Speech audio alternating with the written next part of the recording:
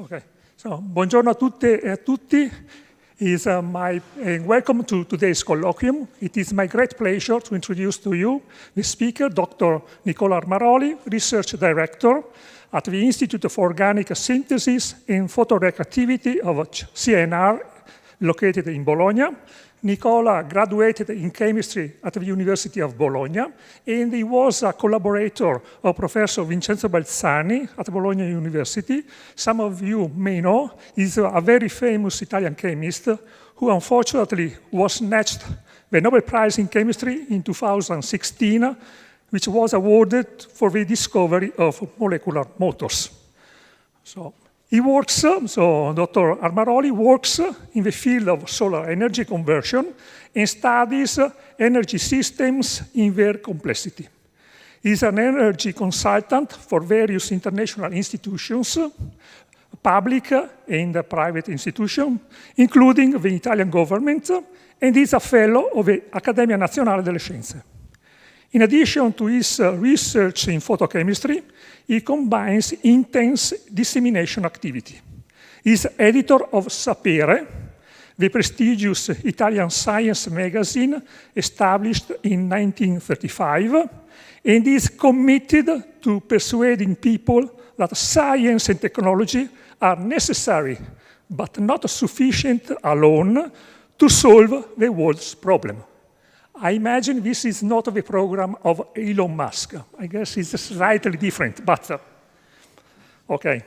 So the colloquium addresses one of the biggest technological challenges that the world must quickly solve to limit global warming, namely the decarbonization of road transport. In particular, Dr. Armaroli will discuss the best alternatives to internal combustion engines and their implications. These topics are fundamental for the future of the European automotive industry, and the solutions that will be adopted will determine the new geopolitical equilibrium. The international crises that we are witnessing are a clear indication of the relevance of this decarbonization conversion. We are all looking forward to the seminar, and in my case, I hope to know whether I can still buy a diesel car. Okay, please. The floor is yours.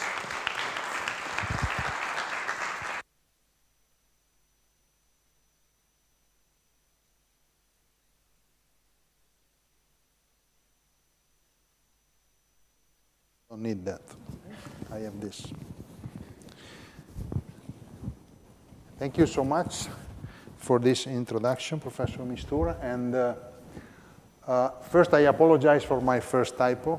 Probably will not be the first one, the only one. And astronomy, of course. So I'm talking about a very hot topic, and everyone is talking about electric cars whatsoever with friends and colleagues. So I hope to give you some hints about that. It is a very wide topic.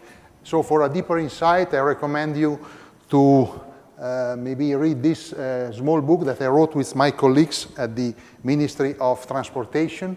We worked in collaboration with the previous Minister of Transportation, not the present one.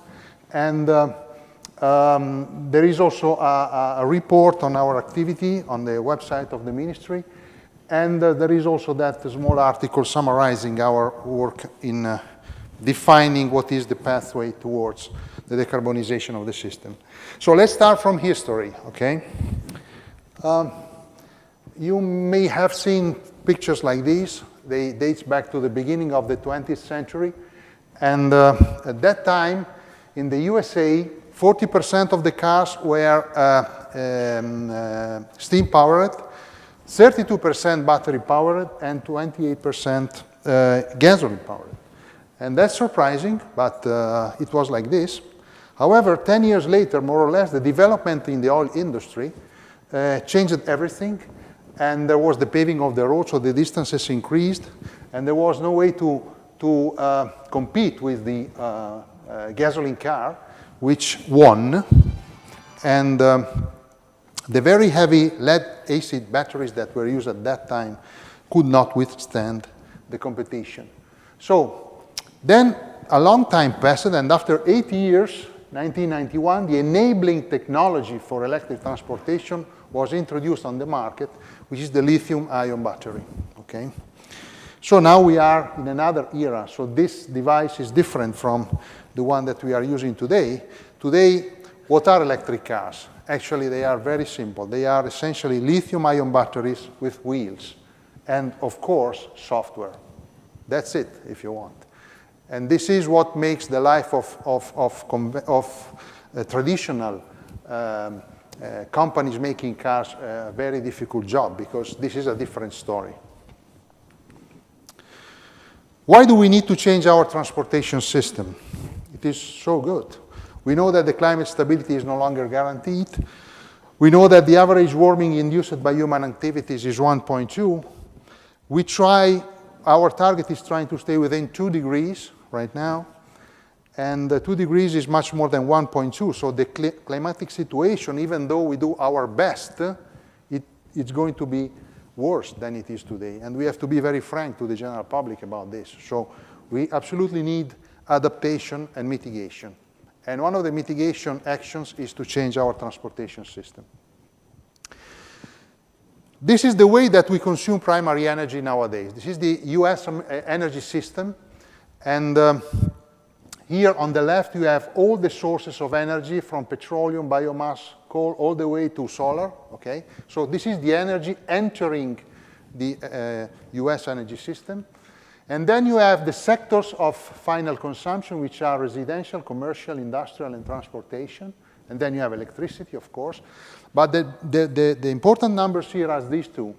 66% of the energy entering the American system, the European is essentially the same, is lost. Does not end up in an energy service. Only this part here is an energy service. And the most compelling case is oil. Oil is here, and 80% of the oil goes to transportation. Very easy, you see that.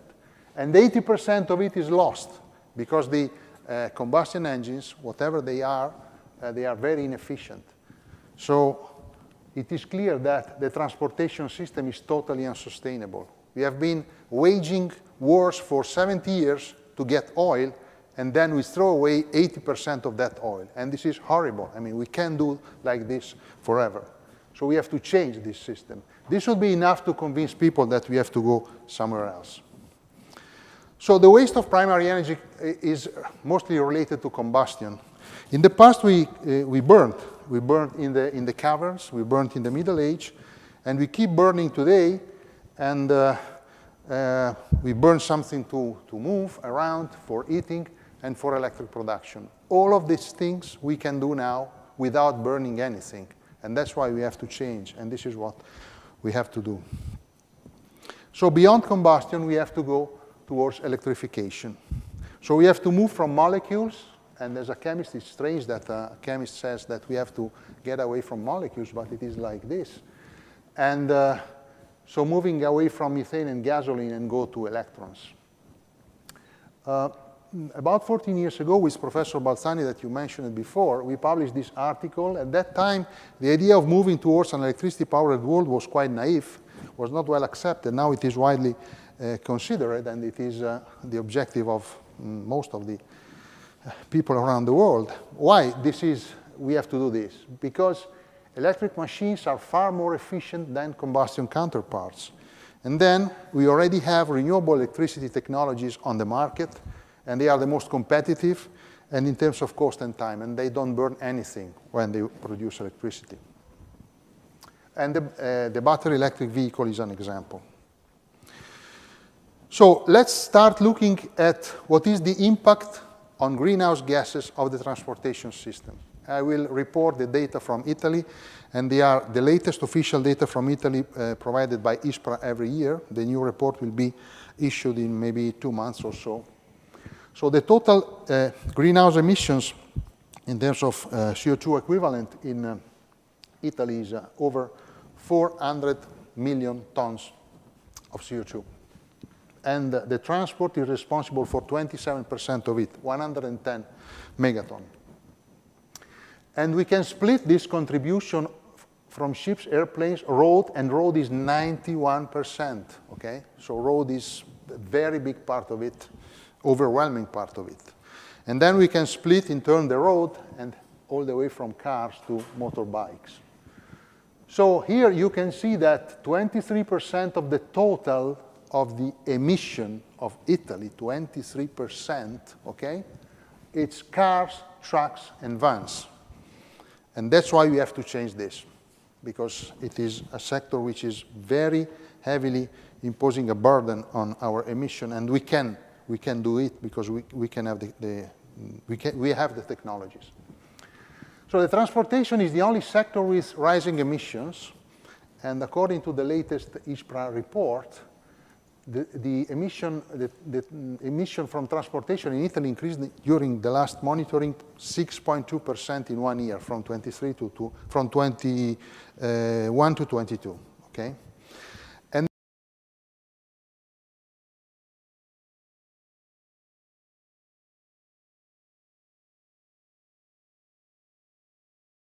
funziona. Sì, no, it works. Okay, sorry, it was only my ears. Sorry. So the situation is out of control and we need action. What are the limits of the internal combustion engine that I will indicate as ICE from now onward? We have seen it, okay? It weighs disproportionately on greenhouse emissions. We have seen it. It generates air pollution despite the progress made in recent decades. I don't have to convince anyone about this problem. And it implies massive imports, price volatility, tensions, wars related to the control of hydrocarbons. So these are altogether a very big bunch of good reasons to change.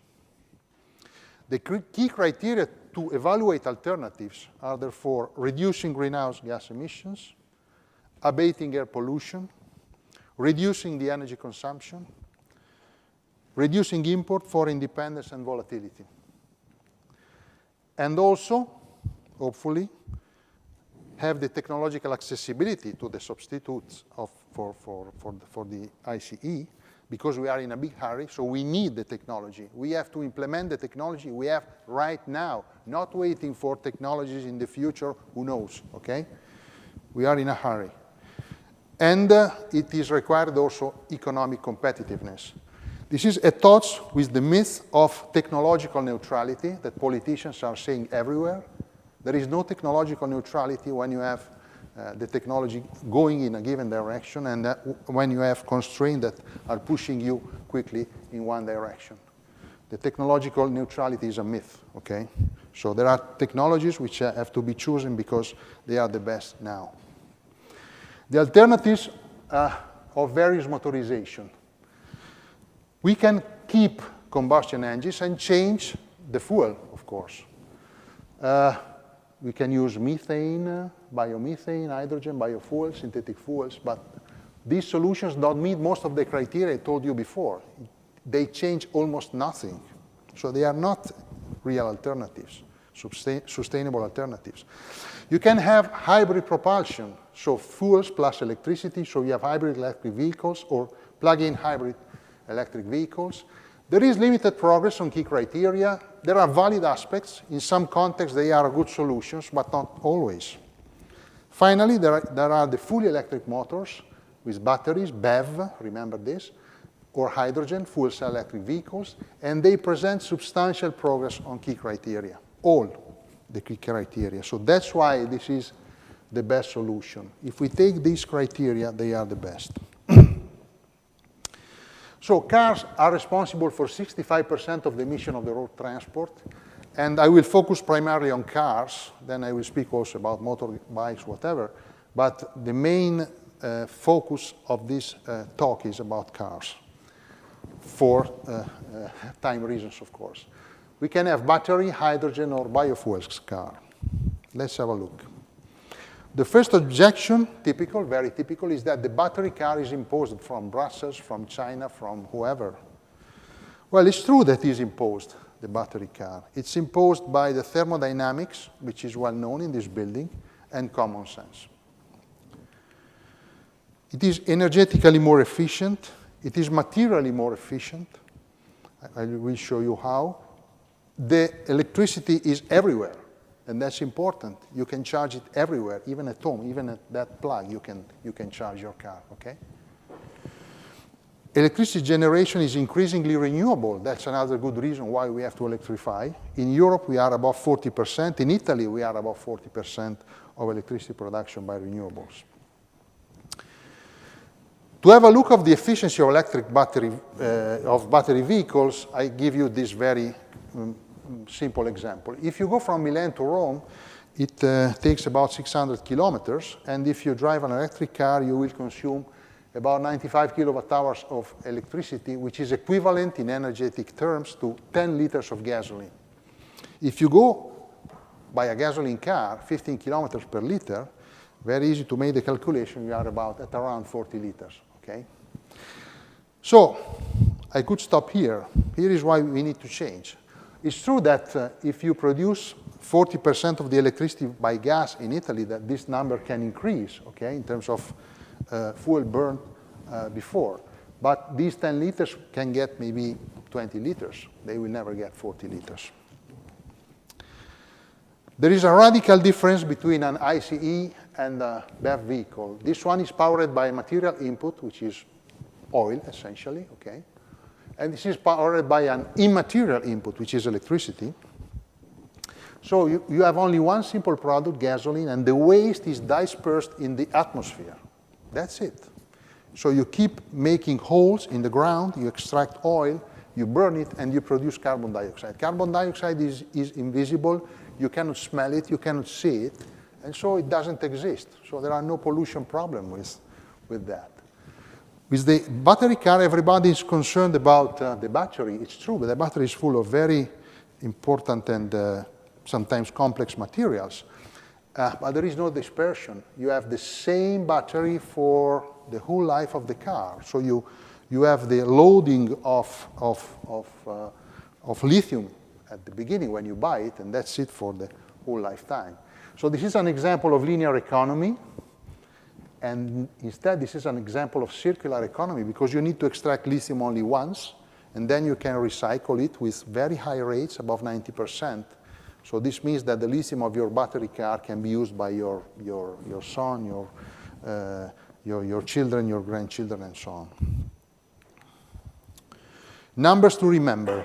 Every year we extract 3.4 gigaton of oil from the ground for road transportation.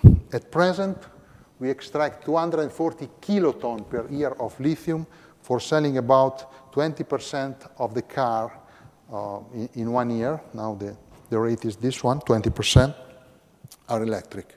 So there is a 14,000 factors between these two numbers. And this one is the same for a given fleet of car for 10 years at least. This one you have to extract 10 times year by year. Okay? So remember that the material impact of this type of transportation is much bigger. Secondly, after 200,000 kilometers, a gasoline car has consumed 8 times its weight in terms of fuel and has emitted more than 20 times its weight in terms of carbon dioxide, plus several dozen kilograms of pollutants, even if Euro 6. So the first question is, do we have enough lithium, for example? I took this example. You can consider other metals, but let's take lithium, which is the only which cannot substitute. It can be extracted from mines in Australia or from brines in South America. According to USGS, the estimated resources 10 years ago of lithium available were 40 million tons. Now they are registered as 150 million tons, more than twice, because we need it. We have been looking for it, and we found new resources. And instead, the reserves, which is the amount that we can use now, available with current technologies and cost, we have 30 million tons. 30 million tons, how much is it? It's, if we consider 8 kilograms per car, 80 million tons means we can manufacture 3.8 billion cars. Today we have 1.4 billion cars. So I show you this number to show that these two numbers are comparable. Okay? okay? So there are no orders of magnitudes of difference. So now the lithium at present is not a reason for concern. But is it feasible, so using lithium for electrifying the cars? Yes. It depends on so many factors, whether we increase this number, whether we recycle, whether we find another technology, and so on. So it is a complex issue, but the numbers are not so disappointing, let's say. Lithium-ion batteries are of different sort. It's not one lithium-ion battery. And what makes the difference is the cathode chemistry. And the cathode chemistry is now split mainly in these three big blocks. And the lithium iron phosphate, which is the light green, is increasing. And this one doesn't contain cobalt, for example. That's very important. And the LFP batteries are more robust, cheaper, and with lower energy densities. They dominate in bus and trucks. So in all the bus that you see, there are lithium iron phosphate. So let's make a practical comparison. If you take two cars, this is Peugeot 208 and this is Tesla Model 3, they have comparable battery. This shows that in electric car, this is a small car, this is a big car, you can have the same battery. So you see that it's a different story, the electric car, compared to the traditional one. Anyway, the chemistry of this cathode here is nickel, manganese, cobalt, and this is what you have. And you have cobalt, nickel, and manganese, some 50 kilograms or so. Here you have nothing, but you have iron and phosphorus, which are less than a concern compared to nickel, cobalt, and so on. So battery electric vehicle is chemically tunable, let's say, and amenable to technological innovation. So now we have these batteries. In the future, we may have different. And internal combustion engine is no longer amenable of any dramatic technological advancement. Somebody says that, well, we have lithium. You showed us the lithium on land, but what about lithium in the sea? Sure, there are 5 times as much lithium in the sea as there is in the Earth's crust.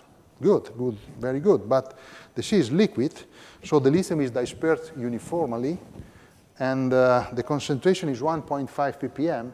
So lithium is 60,000 times lower in concentration than sodium in the sea.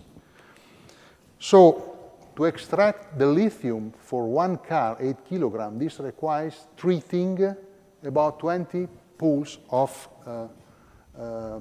seawater, 20 Olympic pools of seawater, so something like this, okay, for one car. Therefore, if you think about the energy consumption to make this operation and the fact that you need a huge plant because you have to make millions of cars, so you have to process gazillions of pools, no? Of Olympic pools, you can't do that. So we will keep extracting lithium on land because in this way, due to geological forces, the concentration of minerals have been made in specific places. This is the topic of these days, you know.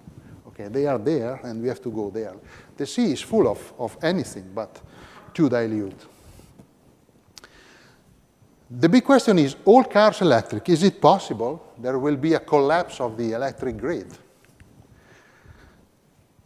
Skyrocketing electricity demand. Let's take a very luxury car like this, not very loved in these times, but anyhow. This car consumes about 0.18 kilowatt-hour per kilometer. In Italy, we have 39 million cars, and the average mileage is 12,000 kilometers per year. So this means that for, assuming that all the Italians are rich enough to buy this car, which is quite unlikely, but anyhow, how much electricity we would consume? We would consume 84 terawatt-hours per year. Is it a big number, a small number? Well, it's not that a big number, because Italy already produces over 100 terawatt-hours of electricity by renewables only. Considering that you will make the transition in many years, like 15, 20 years, there will be plenty of time to be able to produce enough renewable electricity to power all the Italian cars, okay? So this is the idea I wanted to address with this slide. The possible problem is the power demand, which is another story. Because if you take this charging station, 95 kilowatt, and you imagine to have 1 million cars connected simultaneously to 500,000 stations like this, you would have at that instant 40 gigawatt of demand on the electric grid, which is the average demand of Italy as a whole for everything. So we would charge these cars and we will stop powering the lecture at the Department of Physics or whatsoever. And, but this is a stupid example, very stupid, because, I mean, it's unrealistic that you have 1 million people needing to charge their car simultaneously. Do you think that right now there are 1 million Italians at the gas station fully filling up the car? Well, so let's stay reasonable. I don't have to go deeper in this, but this is an unreasonable assumption. Also because there are different ways of BEV charging, and there is only one fuel pump, okay? There are low power stations around 3 kilowatt, which are in the garage, and you can stay for many hours. It's for long stops at home, at work, and so forth. Then you have medium power station from 7 to 22 kilowatt. This is for 1 to 5 hours charging. And this is for shorter stop. Along urban roads, you will find this kind of stations, shopping centers, cinemas, stadiums, whatever, okay, few hours. Then you need high power station when you are in a hurry and you need very fast charge, and this happens only on motorways and expressways in less than 1 hour. And you can have high power station up to 350 kilowatt. So the key point here is this. You can make the calculations on your car, but 95% of its time a car is parked, okay? So there is plenty of time to charge it, okay? You have just to organize yourself. It's not complicated. I've been driving an electric car for almost 8 years. It works, I guarantee you. But keep in mind that number. So there is plenty of time to charge your car. A key concept is that the battery car is not another car, it's another thing. Because in perspective, the car will not only be able to take electricity, but also to give electricity once we have developed the infrastructure as we should do. And this is true only not for vehicles, but also for electric heating and cooling. And this can be an integral part of the smart grid. I mean, the car system can be a fantastic power bank, fully diffused, to keep the grid stable. Imagine, for example, a large parking lot at the airport. There is a vast potential. In the airport, they know how many cars are there at any moment. You have to book before, so they know the amount of accumulators they will have inside the parking for days and days. And in 2040, we assume a number of cars of 30 million, and the average battery 50 kilowatt hours, so the cumulative capacity is a staggering 1.5 terawatt hours.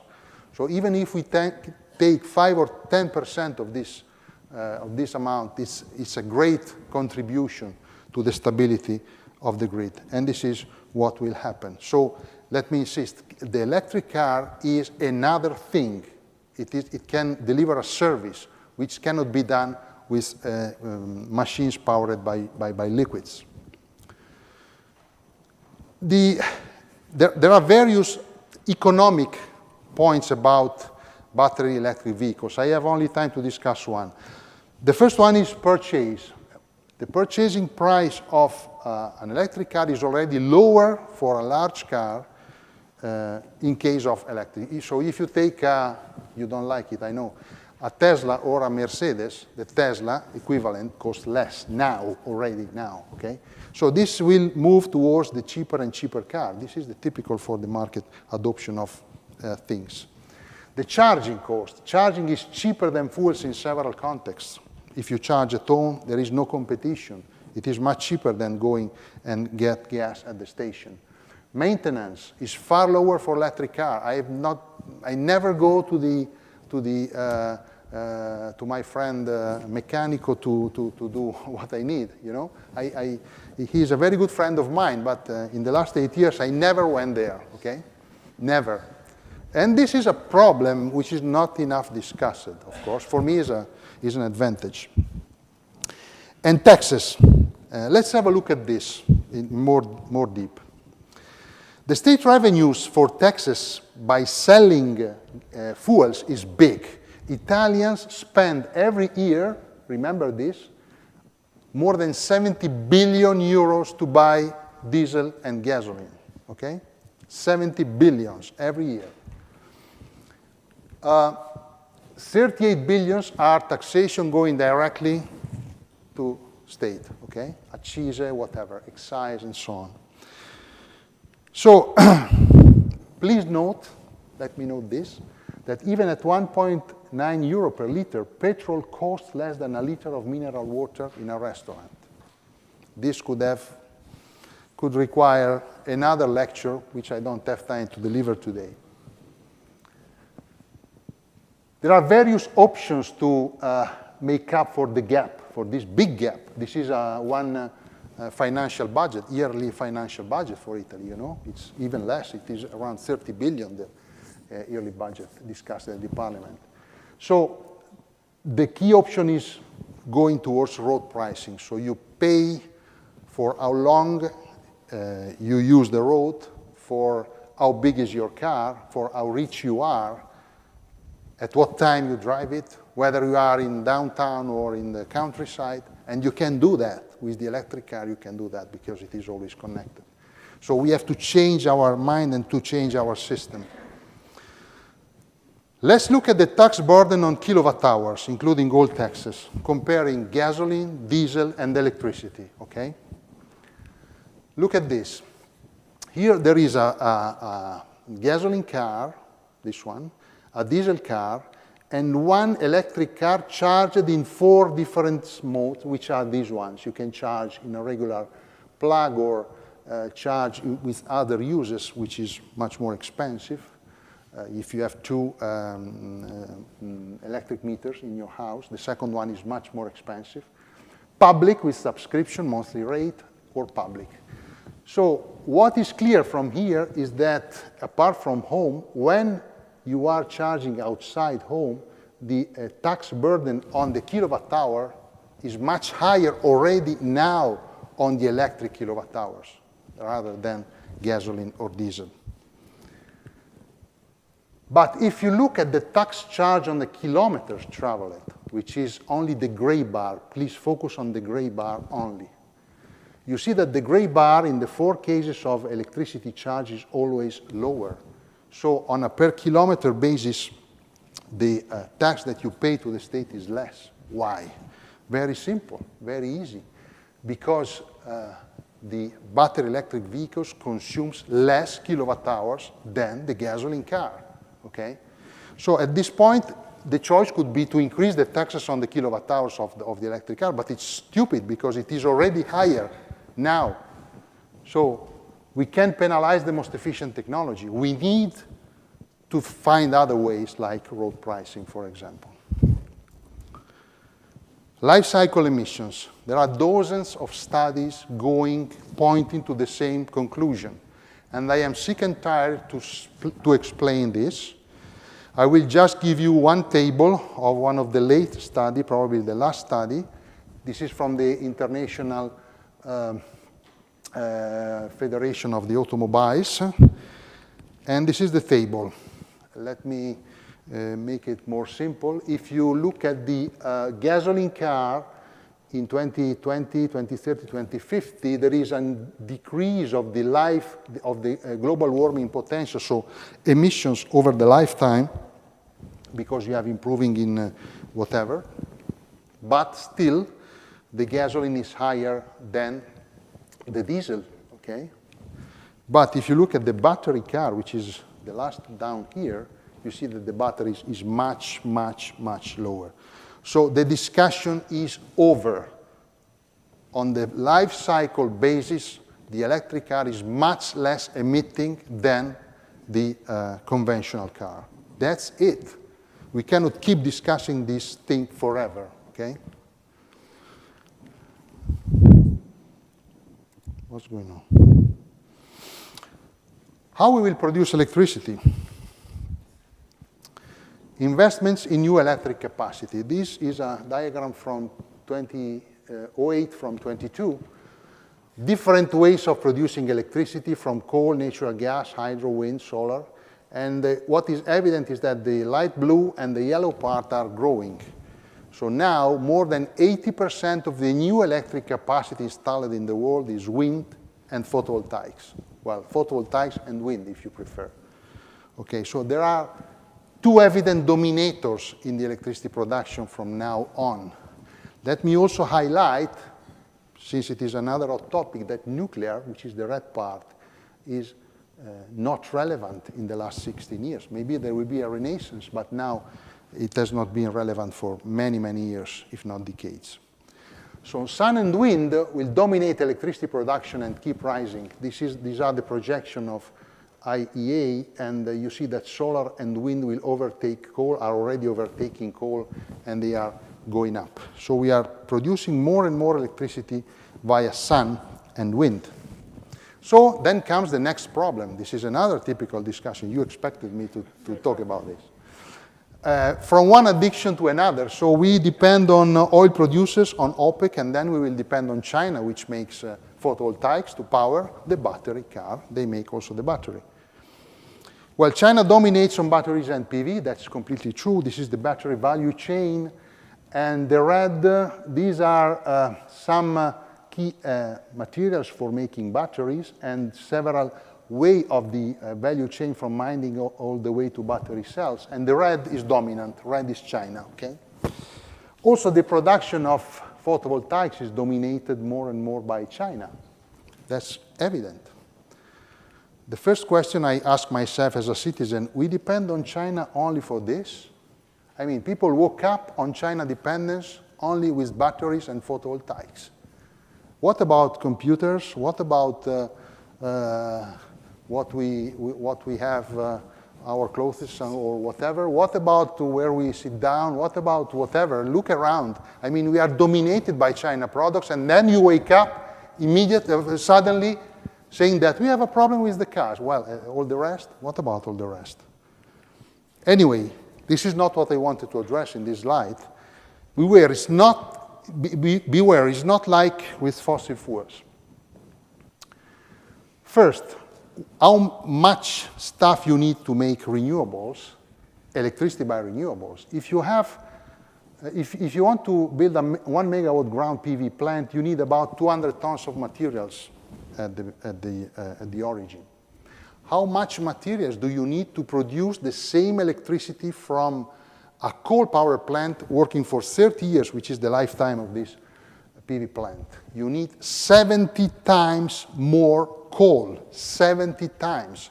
So the current way of producing electricity is much more material consuming than renewables. And there are two different, radically different materialities. In the first case, you need the materials for making the converter. In the second case, you need the materials for the energy feedstock. So this means that you need to secure this once, and then the lights come for 30 years, spontaneously, okay? Here, once you decide to build a power plant, coal, gas, whatever, you will need for all of the lifetime of that plant, every hour, second, minute, the gas, the coal. Otherwise, it doesn't work, and you don't produce any electricity. So this radically changes the concept of energy independence, radically, very radically. In case of supply interruption, you know what I'm talking about. All the system is affected. The gas is stopped, everyone goes to, has the house cold, has no electricity produced in this way, and so on. Here is different, because if tomorrow morning somebody decided to not give solar photovoltaic panels or batteries to Italy, I will keep going. I have already my photovoltaic plant, I have already my car, and I will keep charging it, okay? So there is not directly a shock, immediate shock on the economy with this kind of dependence. And there is a strategic perspective, because once you buy this stuff, the raw materials becomes yours, okay? They become ours.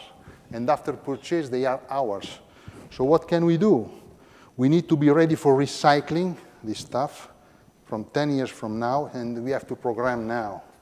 So stop talking and chatting and doing things, okay? What we don't have to do is, in 10 years, we load our PV panels and cars on a ship and send back to China. They recycle and we buy it back, okay? Clear what we don't have to do. And we can do that. Europe, wake up, okay? Battery electric vehicles versus hydrogen car. If we look at the hardware of the system, let's say, this is the battery and this is the hydrogen electric vehicles. The first one is very simple. There is essentially an electric motor and the battery, plus the software, as I said. Here we have much more components. So it is much more complicated. It is much more expensive. It is much more expensive to maintain and to let it work. That's why you have hundreds of models of this type of car and maybe 3-5 models of hydrogen. And you don't see hydrogen cars around. But the very reason is this one, efficiency.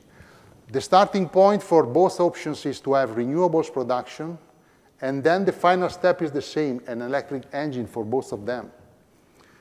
In the first case, battery car, you have production, electricity production. It goes to the grid, and then you charge the battery, and the battery power the engine, and you go. Here, the electricity is needed to make the hydrogen. And then you have to compress it, to transport it, and then you have to convert it in the fuel cell. I don't have to explain in a physics department that each of these steps provides inefficiency. So at the end of the day, the overall efficiency of the hydrogen car is 3 times lower than that of the battery car, starting from the same amount of renewable electricity. That's why this is not a solution. Let's not complicate our life with hydrogen car. It doesn't make any sense. We need hydrogen, absolutely, but not for powering cars. Biofuels, 3% of global consumption goes to transportation fuels. It is often blended with fossil fuels. There are 2 generations of biofuels. The one which is the first generation with dedicated crops, biodiesel, bioethanol, and so on. And then here you have the food energy conflict because you need a lot of land. Here you have the possibility of second generation. Currently they are less than 10% overall, and you can do it via agricultural waste or marginal crops. But it's not so easy because there are too many approaches to do this, maybe too many. And marginal land for whom? That's another big question. But in general, here, whatever the generation, there is an energy balance problem and an overall environmental impact to go and to see in very detail. I don't have time to go deep in this, but sometimes this impact is very high. So I refer back to the book I indicated at the beginning. The biofuels, numbers and facts. We consume about 4 gigatons for the whole transportation system in the world. It corresponds to about 200 years of Jurassic photosynthesis. So in 1 year, we consume 2 centuries of Jurassic photosynthesis. We are big eater, more than dinosaurs, okay? The biomass equivalent would be at least 10 gigaton per year, which is 40% of the total used annually. Total, I mean agriculture, forestry, and so on, which is a big number. And the waste materials, why not go into waste materials? If you look at the EU, this means used edible oils, animal fats, but their production is irrelevant to produce significant amount of liquids to power the fleet of 440 million citizens in Europe. And please note that biofuels does not change anything on the 2 key problems. Inefficiency, so you make a lot of big effort to make biofuels, and then you keep using an inefficient, 20% efficient engine. This is completely crazy. And even the air pollution doesn't change significantly. About land use. I want to highlight this contradiction. Somebody says, yes to biofuels, no to ground photovoltaics. Let's have a look at some numbers. Now, in Europe, there are approximately 50,000 square kilometers of agricultural land dedicated to biofuels. If we would use ground photovoltaics to power battery vehicles driving the same kilometers as those driven by those powered by biofuels, how much land would we save? Well, we would save 90% of the land doing this job. So instead of biofuels, 50,000 square kilometers, we have ground PV powering battery vehicles, 97% of land saved. This is in contradiction to no ground photovoltaics. In Italy, we have 30 gigawatt of photovoltaics. These are the data of 2023, the latest available. About 1/3 of the Italian capacity is ground-based, and it occupies 164 square kilometers. Is it a big amount? It is 0.05% of the national land and 0.13% of agricultural land. These are the numbers. And if we target 50 gigawatt of photovoltaics, you need 600 square kilometers. Remember that we have 9,000 square kilometers of industrial brownfield sites in Italy, many of them in Veneto region, by the way. So this is not a big amount of land. We have to stop this stupid discussion. Look at what's happening in Sardinia, okay? This is crazy. This is against science. Here scientists have to wake up and say something, because this is craziness. Fuels, we have the synthetic way. We have e-fuels or direct production. Direct production, we do it in our lab. I don't have time to talk about this. It would be interesting, but it's not the topic of today. E-fuels, it means making fuels by electricity. So I will be very quick on this. Synthetic fuels have several hurdles. First, you need to get raw materials at low cost, both as hydrogen, and you need molecular hydrogen, and carbon, and you need possibly carbon dioxide, probably. You can do via thermal synthesis, which is the Fischer-Tropsch, which is nothing new. The Nazi made fuels in this way 8 years ago. So it's consolidated, but very energy intensive in terms of heat. The energy to be used to make synthetic fuels has to be renewable electricity or waste heat. We don't have such big amounts now available to do this job. We have to concentrate them to other uses. So it is an option far in the future, if any, and the problems of the combustion engines and biofuels remain. Let me insist again: efficiency, pollution, energy balance. But the big question is, the future of transportation is converting one-to-one thermal with electric vehicles. Absolutely not. The transition is about the overall system. And so, especially in urban areas, the future is sustainable urban transport, like you see here, railways, car sharing, autonomous driving. So the key concept of the transportation decarbonization is less vehicles, mass electric mobility. What is left has to be electric. Now let me give a short survey at the end of the talk on the other means of transportation. Motorbikes. I assume that some of you have a motorbike, so you can be interested in that. In Italy, there are 7 million motorbikes, and they are a big problem for air and noise pollution in cities, as we know. There is a clear perspective: battery-powered electrification. It is already underway in big Asian cities, like in China, Taiwan, Vietnam, and so on. Why? Because it is very easy to charge. It is very easy to swap the battery. So you have your battery discharge, you stop by, and in 2 minutes you just replace your battery, and then you move on. And the market is a great potential in Italy. And I find it extremely frustrating that in Italy, which is plagued by motorbikes, very polluting and very noisy in the city, we don't see any electric motorbikes. It's very, very frustrating. Vans and trucks. There is a similar situation to cars. Battery-powered vehicles are expanding. We see them all around in cities.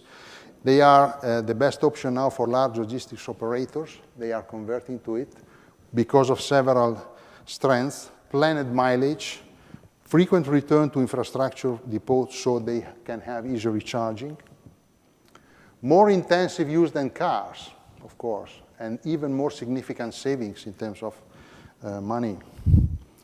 And, well, sometimes it doesn't work. It is a relevant sector for urban traffic. We know the problem of e-commerce and air quality benefits that you can get from here. Trucks. Well, electrifying trucks is a complicated story, okay? The first option is batteries, but of course you need ultra-high power charging stations. You need a huge increase in battery production because can you imagine a battery of a truck? And the industry is already under stress with cars and renewables to produce battery. Here the problem of availability of lithium can become relevant. In the previous calculations, I consider only cars. Hydrogen, similar problems, even greater because fueling stations are non-existing, electrolyzers cost a lot, fuel cells even more possibly. Rare materials are also present in fuel cells typically. So the best option is we already have the trucks. We have been talking and chatting about shifting to railways, the freight transportation, but this never materialized. And it's time to do things instead of continue talking. And another option could be this one, but I'm not very optimistic about this option, even though it has been tested in Europe in several sites.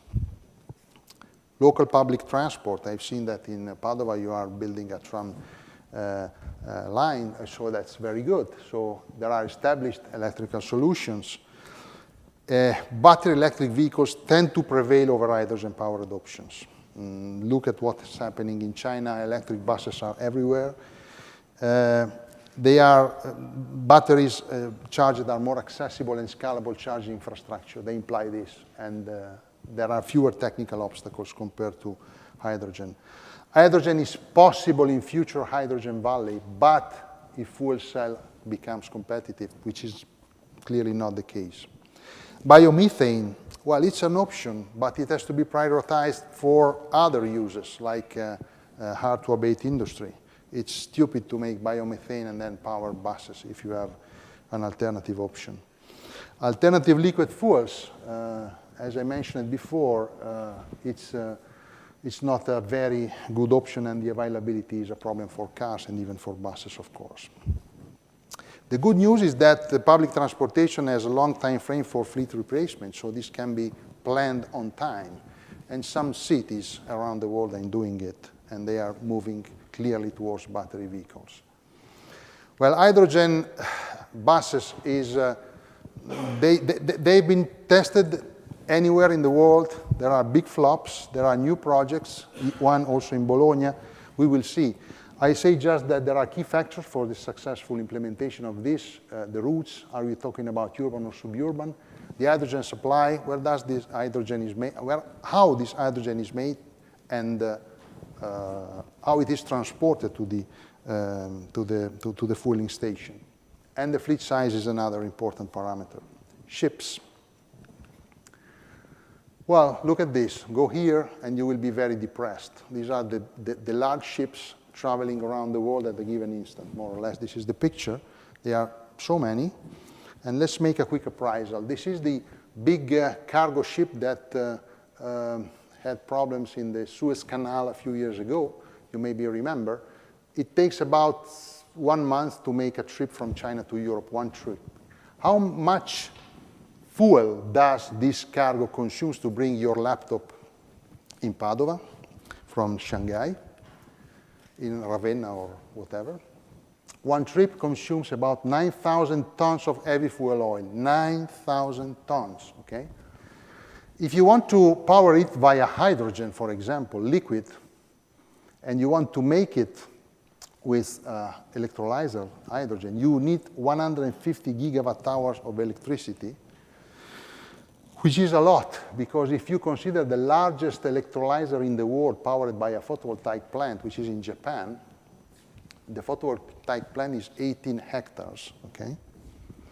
This system should work continuously for 3 years to produce the hydrogen for one refill, so one trip from Shanghai to Genova or Ravenna. So it might be that we have a problem with powering hydrogen, ships with hydrogen. Developments and future prospects. There are already hybrid ships. You can see them even in Italian ports, and they are hybrid. They stop and they switch off the engine, and they are powered by batteries the hours they stay there, so they don't pollute the city. It's a problem for the cities like Genova, the pollution from these ships which are tracked down the port. And the prospects for alternative fuels are ammonia, hydrogen, and methanol. Hydrogen, I told you, I'm skeptical, very skeptical. Ammonia and methanol are an option. The energy density is very low. The infrastructure is not ready. It's not easy, but this is something that we could try to develop in future years. Airplanes, last but not least. Today we use an extraordinary fuel, which is kerosene. Kerosene has very high energy density. It remains liquid down to minus 47 C, so it can go up there without getting solid or whatever. It allows non-stop flights for over 20 hours. It's amazing if you think about it. It is very unlikely that we can replace this with batteries of hydrogen or whatever, even in the long term, especially for long-haul flights, due to weight and volume constraints. So the kerosene can be obtained from waste or agricultural products and to make the so-called sustainable aviation fuels. We have been talking about and doing SAF for nearly over 30 years. And the result is that still we can mix them only 50-50 ratio, and overall they cover 0.2% of aviation fuel worldwide nowadays. So when you fly, don't think about having so many SAF in the tank of your aircraft. In summary, in the publications I showed at the beginning, we made this table, which has been reproduced also on this paper. And here we put all the options of fuels and vectors and all the transportation means. The options are high priority, low priority, no priority, and under consideration. And I invite you to have a look at it, and you can see all the different, more complex aspects of this very complex story. Okay, I probably convinced you that you have to substitute your diesel car, maybe, but you can counter-argue that, well, the electric car is dead. According to journals, newspapers, internet, media, we have seen this kind of news all across 24. It's dead. That's it. If we look at the numbers, the electric market keeps growing globally, and the battery electric vehicles last year increased globally 13%, the plug-in 58%, and the hybrid 19%. So even the BEV increased, okay? China is the main player, of course. Let's look at Europe. In Europe, the battery vehicles were minus 6% last year, but diesel was minus 14%, and petrol was minus 1.8%. So there is a general crisis of the European automobile system, which is much deeper than the very superficial discussion that we normally have. So, key summary points. Transport is one of the pillars of the decarbonization, 1/4 of the emissions. Mobility is a cornerstone of modern civilization, and which must be adapted to the climate crisis and the complexity of a changing world, including geopolitics, and we know that. Light road transport largely has the solution ready, which are batteries. I'm talking about cars, motorbikes. The heavy-duty sector has less obvious prospects, but are being defined, and batteries are taken up. Realistic solutions for shipping and air transport are still far away, and this is a big problem. Either option, whatever we decide to do, we need to increase enormously the renewable electricity production, because even though we decide to go to hydrogen, we needed to produce it sustainably in this way. The decarbonization of mobility is a great opportunity for a country like Italy, as it requires research. Think about recycling, as I said, development, manufacturing, and the ability to adapt. And we need to adapt to a new transportation system, and the Italians should be leading this process. Well, we have not very boring time ahead of us. We have a lot of challenges, but challenging things are what makes humankind worth doing and staying here. And I hope that we will be able to face this challenge and win it in the medium long term. Thank you very much for your attention.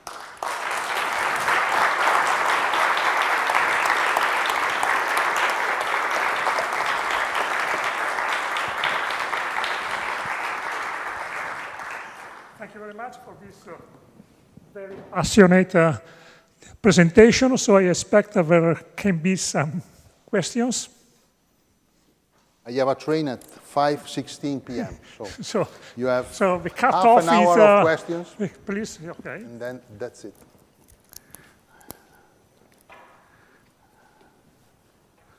I believe the car market is going down because of the price, which is increasing for every kind of car. I'm wondering why these simple electric cars with battery and software are so expensive. Oh, no, I don't need the microphone. So, as I said, if you take an expensive car, it is already less, it is cheaper, the electric. Then in the medium sector, is about maybe 20% more. If you take a cheap car, it is higher. The very reason is that the highest cost is still the battery. So when the battery, and the battery cost per kilowatt hour is the same whatever the size. So if you decrease the number of components in the car, in the smaller car, the battery has an evident heavier weight on the price. Actually, the cheap battery cars in China are very cheap now. That's why they put, even in Europe, some, mi viene il nome, neanche in italiano mi viene, i dazi.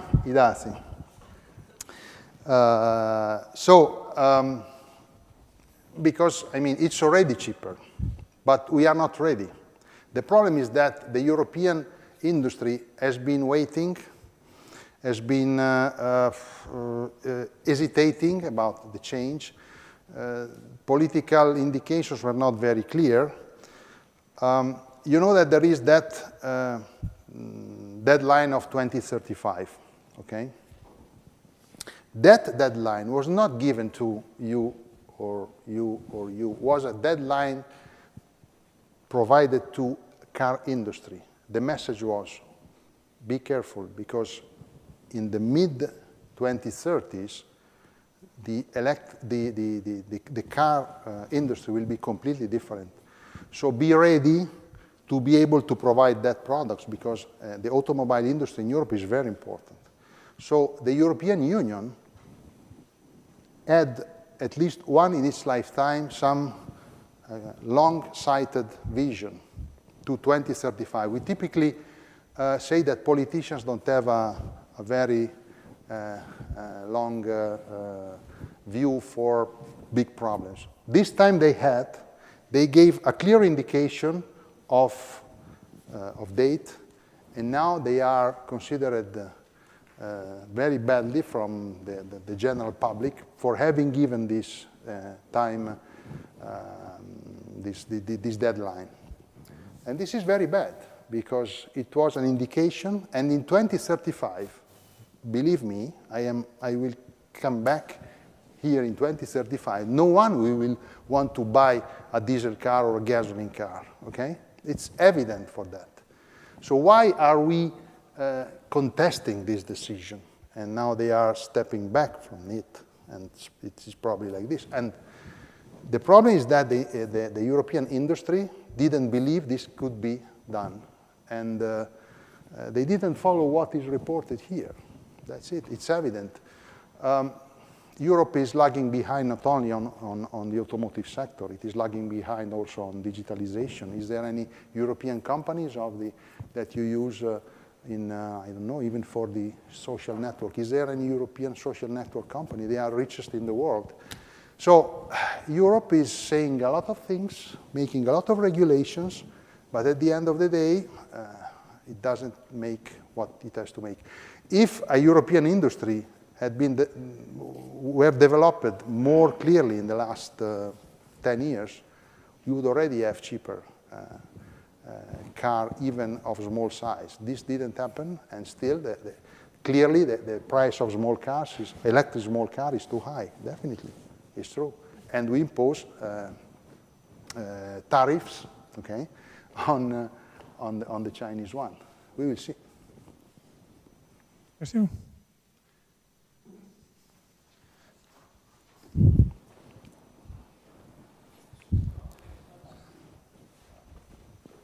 Thank you. Thank you for the conference. Okay. I wanted to ask two questions. The first one is, do we in Europe have the potential to extract the raw materials we need, and in what time we will be able to do that if we... Let me answer to this, because I'm an old man and then I forget the first question. The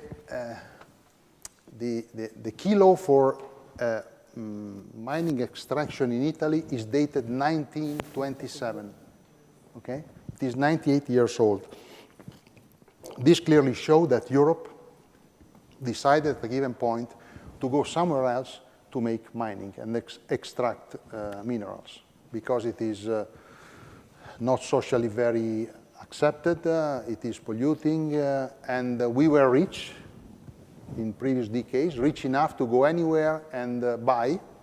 So why to bother mining here? I go somewhere else. So in Europe, we do have mineral resources. We do have. But we have two problems. The first one is that we have, except for Scandinavia, I would say, and some parts of France and Spain, we have very high density of population. So it is very difficult to implement mining activities.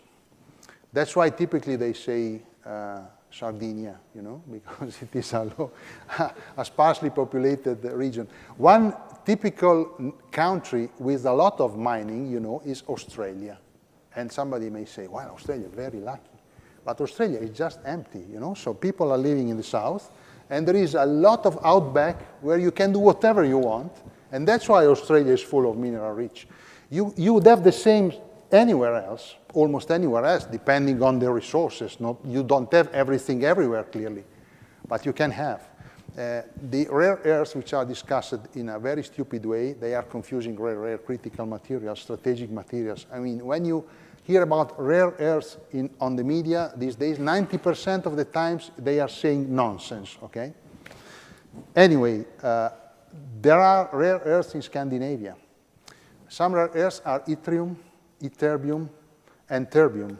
This name sounds the same because it goes back to Ytterby, which is a mine in Scandinavia, in which the rare earths were firstly discovered. So we have rare earths in Europe. Can we restart with mineral extraction? Again, the European Union made a regulation, so there is some legislative framework for doing this. We will see if we can do that. It is not easy, of course, because you have to fight against social acceptance.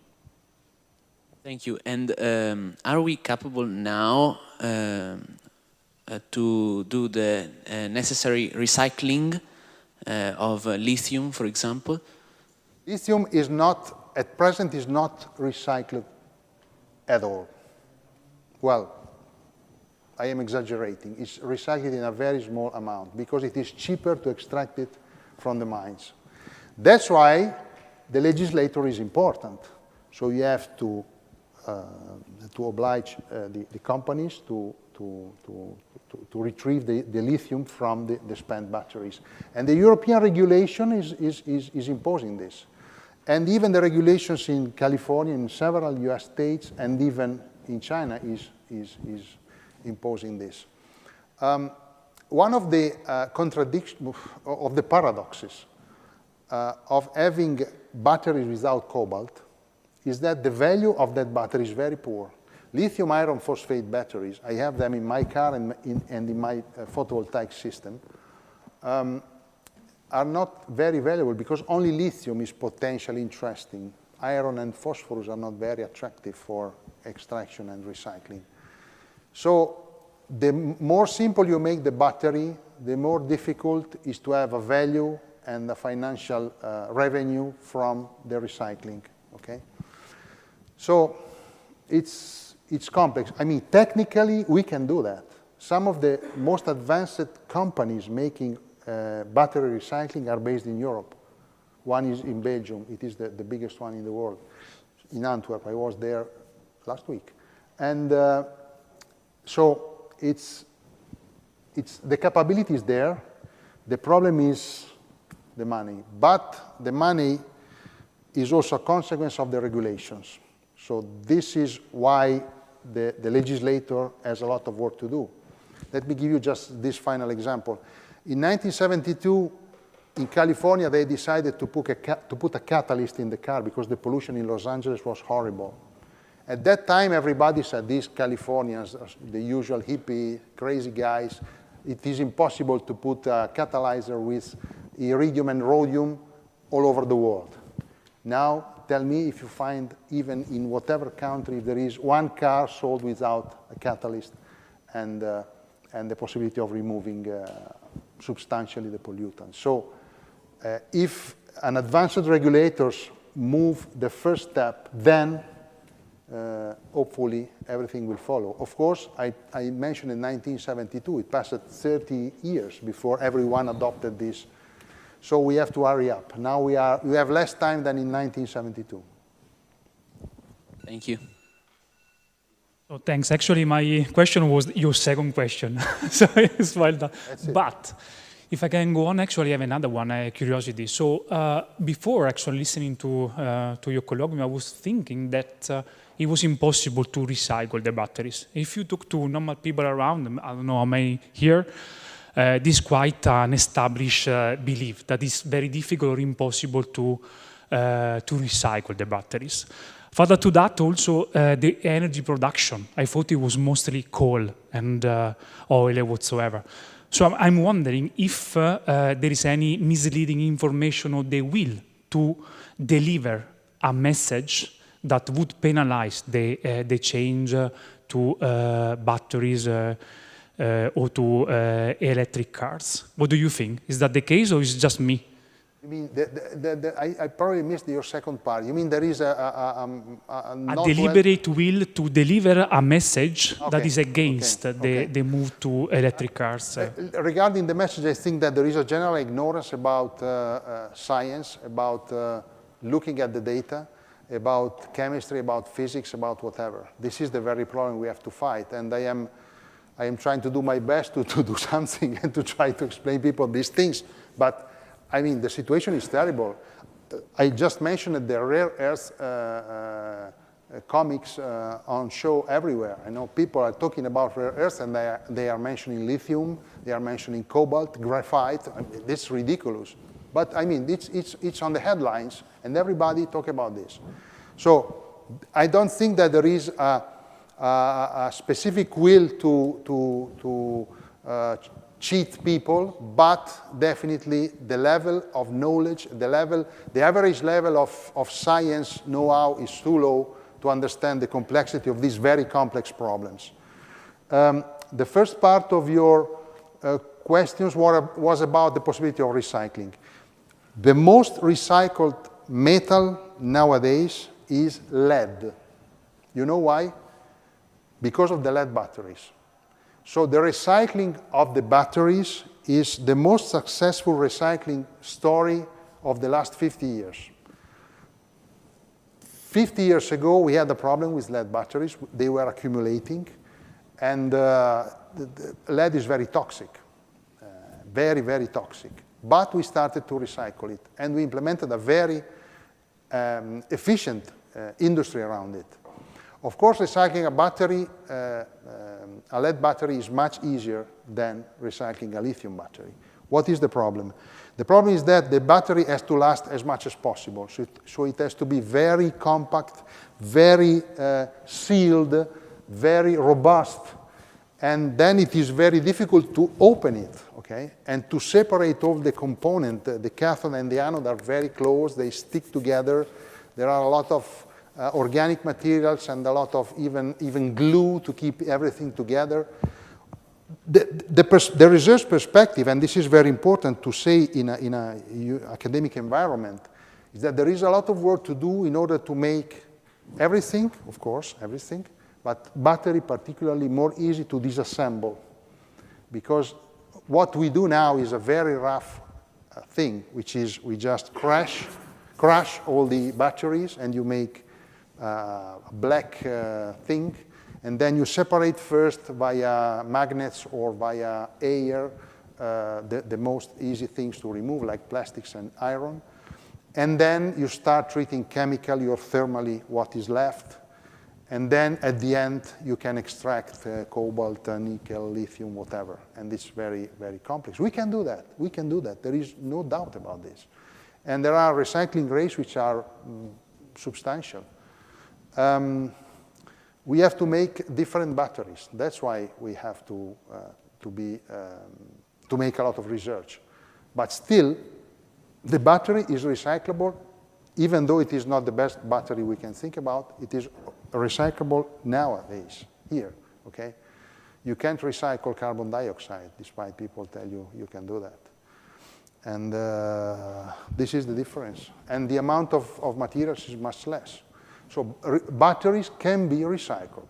Let me give you this message. We can do better, but they can be recycled already. More questions? The last one, otherwise he will miss the train. No, it's so not I can too stay late. here, no problem. Hi. Thank you for the talk. You talked before about that it's hard to decarbonize the ship industry. And I was wondering why you never mentioned in your talk about nuclear propulsion, which I believe is already happening. Thank you. Yeah. Nuclear is a possibility, of course, to decarbonize the energy system. If you look at the trend of the nuclear industry in the last, well, since the beginning, it is like this. 30 years of increase, and then in the last 40 years, it has been like this. So it's true that it's an option. The problem is that it turned out to be too expensive, and it happened to me that I speak with investors, and they are not willing to invest too much in nuclear energy. If you look at the plans of the Italian government, they claim that the business will be essentially paid by private companies. But there is not a single country in the world where this is possible. I can give you another example about this money problem. France, which is the most nuclearized country in the world, the President Macron proposed to make a new nuclear plant with several, if I remember, about 20 new reactors also. Well, the Court of Auditors, in Italian La Corte dei Conti, stopped him 2 months ago, saying that there are no clear financial parameters to implement this project. So, okay, let's do it.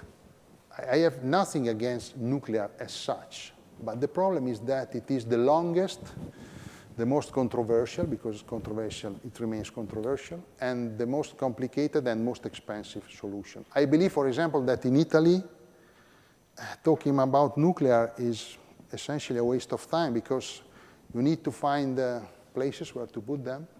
You need to find investors, and finding investors in Italy is difficult also to build a factory of chocolate, not a nuclear power, okay, station. And it's difficult. I mean, I hope that it will work, but I'm not very optimistic about that. That's why I didn't mention it. I just show you that in the last 16 years, the nuclear didn't contribute too much at the new nuclear electricity capacity. Hopefully it will increase, but I think it will not be easy.